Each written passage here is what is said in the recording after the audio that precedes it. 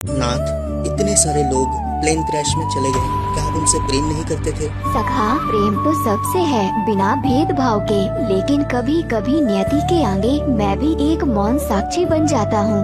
इतनी जिंदगियाँ चली गई, सिर्फ एक बचा, ताकि तुम समझ सको कि हर पल हर सांस कितनी अमूल्य होती है। तो अब हम क्या करें नाथ?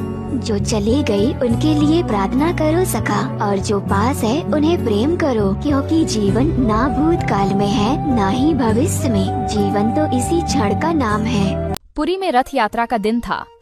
विशाल रथ तैयार था और हजारों लोग उसे खींचने को आतुर थे। भीड़ में एक छोटा सा बच्चा गोलू अपने पिता का हाथ पकड़कर खड़ा था। उसने मासूमियत से पूछा, पापा, क्या मैं भी भगवान का रथ खींच सकता हूँ? पिता मुस्कुराए, बोले, तू बहुत छोटा है बेटा, भीड़ में खो जाएगा। गोलू चुप हो गया, लेकिन मन में ठान लिया, भगवान को अपने हाथ से खींचूंगा। थोड़ी देर में भीड़ कम हुई। गोलू ने एक किनारे से रथ की रस्सी थामी और पूरी श्रद्धा से आंखें बंद कर लीं। अचानक रथ कुछ इंच आगे बढ़ा। लोगों ने देखा, भीड़ में सबसे आगे भगवान का रथ खींच रहा था एक छोटा बच्चा।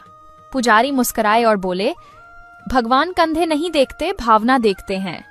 जहां सच्ची भक्ति हो वहां भगवान खुद रास्ता बनाते हैं।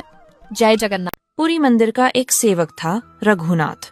हर साल रथ यात्रा में भगवान की सेवा करता था, लेकिन इस बार उसे तेज बुखार था। सभी ने कहा, आराम कर, भगवान सेवा समझेंगे।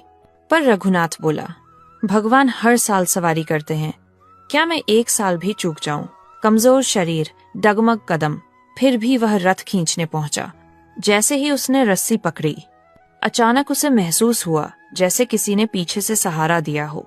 जब पलटा तो कोई नहीं था, लेकिन मन में एक आवाज गूंजी, रघुनाथ, जब तुम मेरी सेवा में गिरते हो, मैं खुद तुम्हें थाम लेता हूँ। रघुनाथ की आंखें भर आईं। उस दिन रथ नहीं, विश्वास खिंच रहा था।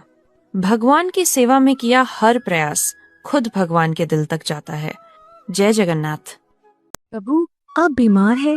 हाँ सखी, हर साल 15 दिन के लिए, कि केवल रोग नहीं, मेरे भक्त का प्रेम प्रसाद है। कैसे? पुरी में माधव दास के मेरे प्रेमी भक्त थे, भयंकर रोग से पीड़ित हुए, सेवा किसी से नहीं लेते थे। मैं स्वयं गया, उनकी सेवा की, पर उन्होंने मुझे पहचान लिया। उन्होंने पूछा, प्रभु आप मेरा रोग क्यों नहीं हरते? मैंने कहा, प्रारब्ध तो सबको भोगना पड़ता है, लेकिन तुम्हारे बच्चे 15 दिन का रोग मैं ले रहा हूँ। तभी से हर वर्ष मैं बीमार हो जाता हूँ, अपने भक्त का दुख बांटने के लिए। प्रभु, आपका प्रेम तो अनंत है। सखी, प्रेम वही जो अपने ऊपर दुख लेकर भी मुस्कुरा सके। राधे राधे।